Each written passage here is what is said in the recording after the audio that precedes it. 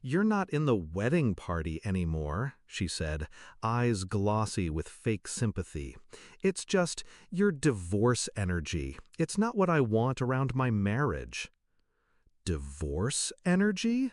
Like heartbreak's contagious? Like my ruined vows were a virus? She said it in front of her friends, in front of our mother. And worst of all, she said it like it was nothing, like I was nothing. I didn't cry, didn't scream, didn't beg. I just nodded, stepped out of my bridesmaid dress, and walked away. She thought that was the end. It wasn't. I was the big sister, the protector, the one who took the hits for her growing up. I covered for her when she snuck out, paid her rent when she lost jobs, held her hair back during her hangovers, and held my tongue through her tantrums. She clung to me during my wedding, gushed about how much she wanted one just like it. I made it happen for her, booked the most expensive villa on the Amalfi Coast, paid in full as a wedding gift.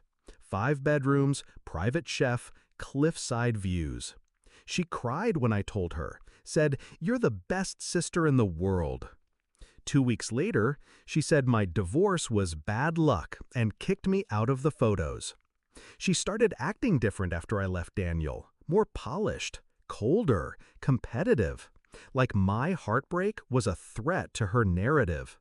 She whispered behind my back to cousins, told people I couldn't keep a man. At first, I tried to ignore it, tried to stay graceful. But when she cut me out of her bachelorette group chat and replaced me with a girl she met at Pilates, that was the shift. That's when I stopped being the sister and became the storm.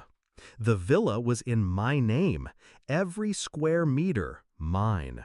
No lease signed, no transfer made. Just one generous sister booking a week of luxury for her spoiled sibling. She never asked for proof, never even bothered to check, too busy with champagne tastings and flower trials. So when she kicked me out of her wedding party, I made one quiet call to the property manager, changed the check-in date, updated the guest list, hired a DJ, and sent out 10 private invitations. Divorced, single, free. Come celebrate with me. We arrived the night before her wedding. I walked barefoot across that villa's marble floors, sipped wine under moonlight, and watched waves crash beneath the balcony. My guests laughed loud. We danced, swam, roasted her playlist on the Bluetooth speakers.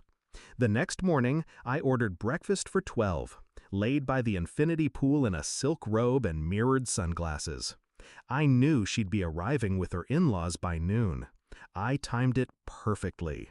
They pulled up in black SUVs, her dress fluffed, her makeup pristine. Her future mother-in-law stepped out first, camera already rolling. And then she saw me, lounging by the pool, flanked by friends, a flute of Prosecco in hand.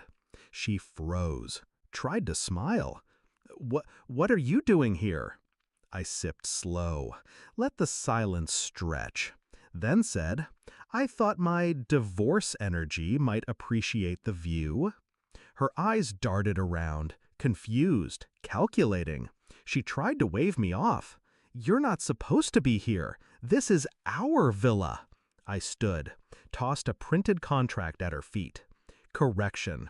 It's my villa, booked in my name, paid with my card. No refund, no transfer. She laughed, the fake manic kind. "You're joking, right? This is my wedding." I stepped closer, lowered my voice. "You made it clear I bring bad luck. I just didn't think you'd want me haunting your honeymoon suite." Her fiancé looked at her, then at me, then back at the contract. His parents weren't smiling anymore. One of her bridesmaids muttered, "Wait, what's happening?" The photographer kept filming. God bless him. She finally cracked. "You can't do this," she snapped. "You're ruining my day." I leaned in, let the words drop like stones. "No, you ruined it. I just returned the favor." They scrambled, called planners, tried to find a new place. But everything nearby was booked.